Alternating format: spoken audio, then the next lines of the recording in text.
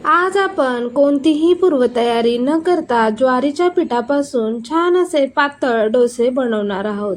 तुम्ही इथे बघू शकता की आपल्या डोस्यांना छान अशी जाळी आलेली आहे. इथे आपण हे पीठ अजिबात फर्मेंट न करता अगदी लगेचच तयार केलेले आहेत हे डोसे.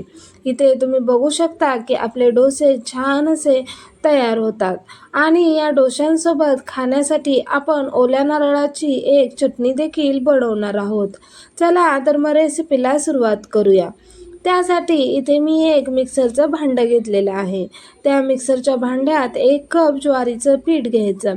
आपण जे भाकरीसाठी ज्वारीचं पीठ दळून आणतो तेच पीठ मी इथं वापरलेलं आहे.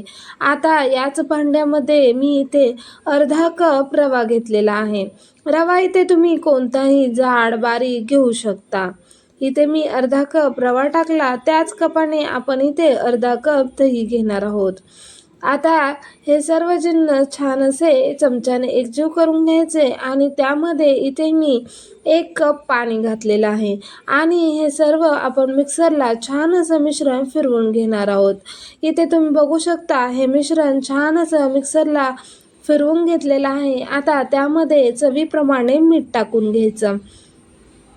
मीठ टाकल्यानंतर हे मिश्रण छान असं 2 मिनटं एकसारखं फिरवून घ्यायचं आहे. हे मिश्रण छान असं एकसारखं फिरवून घेतल्यामुळे काय होतं त्यात मिश्रण छान असे आपले डोसे तयार होतात. आता आपण इथे चटणी बनवणार आहोत.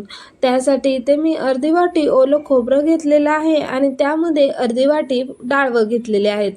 इथे तुम्ही डाळवाण्याऐवजी शेंगदाणे जरी घेतले तरी देखील चालतील. आता त्यामध्ये 2 हिरव्या मिरच्या, 5-6 लसणाच्या पाकळ्या, 1 इंच आल्याचा तुकडा आणि थोडीशी कोथिंबीर घेतलेली आहे. आता त्यामध्ये 2 चमचे इथे मी दही घेतलेलं आहे.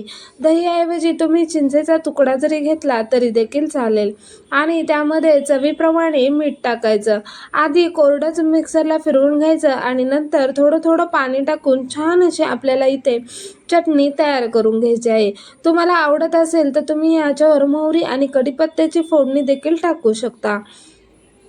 इथे गॅसवर एक मी तवा गरम केलेला आहे.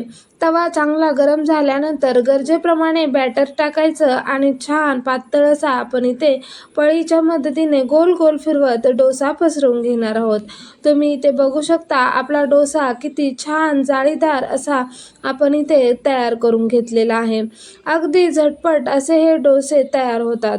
मुलांच्या डब्यासाठी किंवा सकाळच्या घाईगडबडीत नाश्त्यासाठी तुम्ही या पद्धतीने पौष्टिक असे डोसे बनवू शकता. मी वरच्या साईडनं थोडंसं तेल लावून घेतलेलं आहे आणि डोसा पलटी करून घेतलेला आहे. आता याच पद्धतीने डोसा आपण छान असा दोन्ही बाजूने भाजून घेणार आहोत.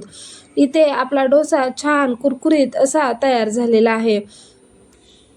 तुम्ही इथे बघू शकता आपला डोसा इथे छान असा तयार झालेला आहे. आता मी याच पद्धतीने आणखीन एक डोसा इथे तयार करून घेतलेला आहे.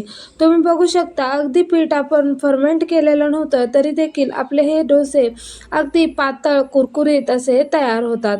इथे आपले डोसे छान असे तयार झालेले आहेत.